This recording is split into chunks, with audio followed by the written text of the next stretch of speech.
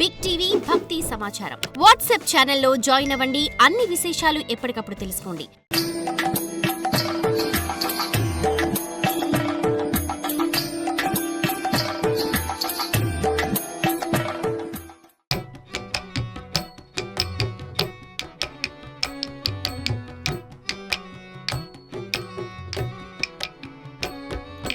కుంచితై కుంతలై బ్రాజమానాననం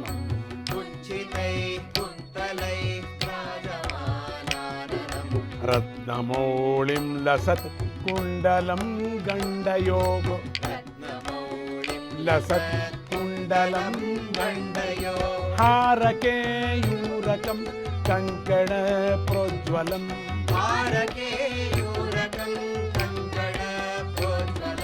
కింకిణీ మంజులం శ్యామలం తం భజే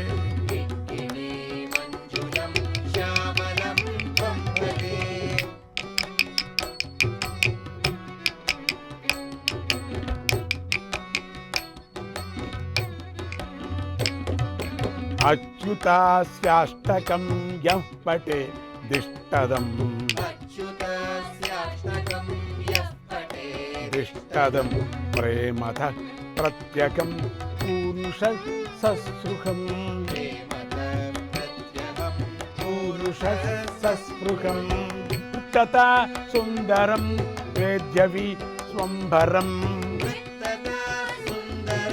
వేద్యవి స్వంభరం తస్య వశ్యోఘరి సత్వరం శోఘరి జాయతే సత్వరం తస్య విశోఘరి జాయతే సత్వరం తస్య వశ్యోఘరి జాయతే సత్వరం అచ్యుతం కేశవం రామనారాయణం కృష్ణ దామోదరం వాసుదేవం హరిం అచ్యుతం కేశవం రామనారాయణం కృష్ణ దామోదరం వాసుదేవం హరిం. చాలా అద్భుతమైనటువంటి ఈ కథనంతా మనం విన్నాం. ఇక భీష్ముడి కథలో వెళుతున్నాం. భీష్ముడు అందరికీ మహావీరుడిగా అందరికీ తెలుసు భీష్ముడు. కానీ భాగవతోత్తముడిగా చాలా తక్కువ మందికే తెలుసు. ఇందుకు కారణం లేకపోలేదు. మహాభారతంలో ఆది పర్వంలో చతుర్థ ఖండంలో ప్రారంభమయ్యే భీష్మ చరిత్ర అనుశాసిక పర్వంలో ముగిస్తుంది. అంటే 13 పర్వాల గొప్ప చరిత్ర భీష్ముడిది. ఇన్ని పర్వాల చరిత్ర గల భీష్ముడు ఏమాత్రమూ బయటకు ప్రకటించకుండా తనలో తానే రహస్యంగా శ్రీకృష్ణుణ్ణి సాధన చేశాడు. కృష్ణ భక్తికి, శ్రీకృష్ణ భక్తికి ఒక సాక్షి భీష్ముడు. అక్కడక్కడ తన భక్తిని బహిరంగం చేశాడు. నిర్యాణ సమయంలో పూర్ణమైన మనస్సుతో శ్రీకృష్ణుని ధ్యానించాడు. చివరి సమయాల్లో తప్ప భీష్ముడు తన భక్తిని విశేషంగా ప్రకటించుకున్న సందర్భాలు చాలా తక్కువ. అందువల్ల ఆయన అందరికీ మహావీరుడిగానే తెలుసు. భీష్ముడు కూడా తాను ఒక సాధు భక్తుడిగా కాక ధర్మం తప్పని అతిరత మహారథుల లెక్కకు చేరే మహావీరుడైన భక్తుడిగానే లోకానికి తెలియాలని ఇష్టపడ్డాడేమో అనిపిస్తుంది. భీష్ముడు చరిత్రను సంపూర్ణంగా చదివి బాగా అర్థం చేసుకున్న పండితులు మాత్రం ఆయనను విడిచిపెట్టలేదు.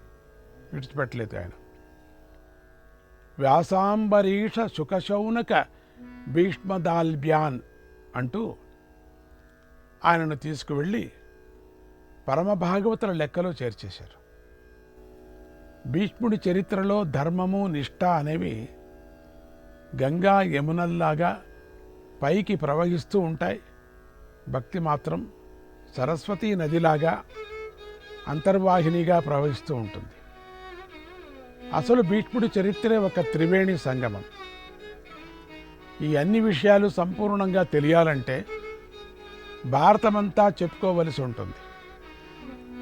అంత సమయం మనకిప్పుడు లేదు కనుక కొద్దిగా భీష్మ చరిత్రను ఆయన అవలంబించిన భక్తి మార్గాన్ని చెప్పుకుందాం. శకుంతల దుష్యంతులకు భరతుడు జన్మించాడు. భరతుడి అసలు పేరు సర్వదమనుడు. భరత అనేది శరీరవాణి ఇచ్చిన పేరు, అశరీరవాణి ఇచ్చినటువంటి పేరు. భరతుడి వంశం చాలా పెద్దగా విస్తరించింది. ఆ వంశంలో ప్రతిశ్రవసుడు అనే మహారాజు జన్మించి చక్కగా పాలన చేస్తున్న కాలంలో భీష్మ జన్మకు కారణమైన ఒక వింత జరిగింది. ఇక్ష్వాకు వంశుడైన మహాభిషుడు అనే రాజు ప్రజారంజకంగా పాలన చేస్తూ ఉండేవాడు. తన యోగ శక్తితో అప్పుడప్పుడు సత్యలోకానికి కూడా పోయి వస్తూ ఉండేవాడు. ధర్మబద్ధంగా రాజ్యపాలన చేసినటువంటి మహాభిషుడు కొంతకాలానికి సశరీరంగా స్వర్గలోకానికి చేరాడు. ఒకసారి మహాభిషుడు పెద్దలతో కలిసి బ్రహ్మలోకానికి వెళ్ళి బ్రహ్మదేవుడికి నమస్కరించి ఆయన పాదాల దగ్గర కూర్చున్నాడు. ఇది ఇలా ఉండగా అక్కడికి అనుకోకుండా గంగాదేవి వచ్చింది. అంతలో హఠాత్తుగా వీచిన పెనుగాలికి ఆమె చీర స్థానభ్రంశం చెందింది. అక్కడ చేరి ఉన్నటువంటి రాజఋషులు దేవఋషులు అందరూ తలలు దించుకున్నారు. కానీ మహాభిషుడు మాత్రం గంగాదేవినే ఆసక్తితో చూడసాగాడు. ఇదంతా గమనిస్తున్న బ్రహ్మదేవుడు కోపించి, ఓ మహాభిష, ఇక నువ్వు మానవలోకంలో జన్మించు అని శపించాడు. అప్పుడు మహాభిషుడు పశ్చాత్తాపపడి, ఓ బ్రహ్మదేవ, నేను భూలోకంలో జన్మించడం తప్పనిసరి అయితే హస్తినాపురానికి మహారాజైన ప్రతీప మహారాజు పుత్రుడనే జన్మించే భాగ్యాన్ని అనుగ్రహించండి అని కోరుకున్నాడు. బ్రహ్మదేవుడు తథాస్తు అన్నాడు. గంగాదేవి కూడా మహాభిషునిపై మనస్సు పారేసుకుంది. అతన్నే మనసులో స్మరించుకుంటూ తిరిగి భూలోకానికి బయలుదేరింది. దారిలో ఆమెకు 8 మంది వసువులు కనిపించారు. వారందరూ వాడిపోయిన ముఖాలతో నిట్టూరుస్తున్నారు వాళ్ళందరూ. అది గమనించిన గంగాదేవి, ఓ వసుదేవతలారా, మీరందరూ ఎందుకు దుఃఖిస్తున్నారు అని ప్రశ్నించింది. అప్పుడు వారు ఓ గంగామాత, మా స్వయంకృత అపరాధం వల్ల వశిష్ఠ మహర్షి మాకందరికీ మనుష్యలోకంలో జన్మించమని శాపం ఇచ్చారు. ఇక మేము భూలోకంలో పుట్టవలసి ఉంటుంది. అందువల్ల నువ్వు నీ సూక్ష్మ రూపాన్ని విడిచిపెట్టి స్థూలమైన స్త్రీ రూపాన్ని ధరించి మాకందరికీ జన్మనివ్వలసిందిగా మేము కోరుకున్నాం. నీకు తప్ప ఇతరులకు మేము పిల్లలుగా పుట్టలేం. నీకు తెలిసినట్టుగా మహాభిషుడు ప్రతీపుడి కుమారుడై శంతన నామధేయంలో జన్మించబోతున్నాడు. ఆ పైన మీ ఇద్దరికీ వివాహం జరుగుతుంది. భూలోక అవతారణానికి, అక్కడ వాతావరణానికి కూడా నువ్వు శంతనుడే కారణం కాగలరు. అందువల్ల నువ్వు మా ప్రార్థనను అంగీకరించు తల్లి అన్నారు. ఇది కథ. దీన్ని బాగా తెలుసుకోవాలి మీరు. గంగకు శంతనుడికి సంబంధం ఏమిటంటే ఇదే. శంతనుడు ఎవరు, గంగ ఎవరు, ఈ పుత్రులు ఎవరు, ఈ వసువులు, ఈ మూల కథ మీరు తెలుసుకుంటే చాలా బాగుంటుంది. గంగాదేవి తనకు మహావిష్ణుడిపై ఎందుకు మనస్సు కలిగిందో తెలుసుకొని సంతోషించింది. ఓ ఎందుకే కాబోలు అనుకుంది.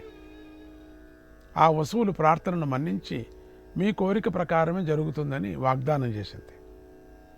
వసువులు ఎంతో సంతోషించి గంగాదేవిలా స్తుతించారు.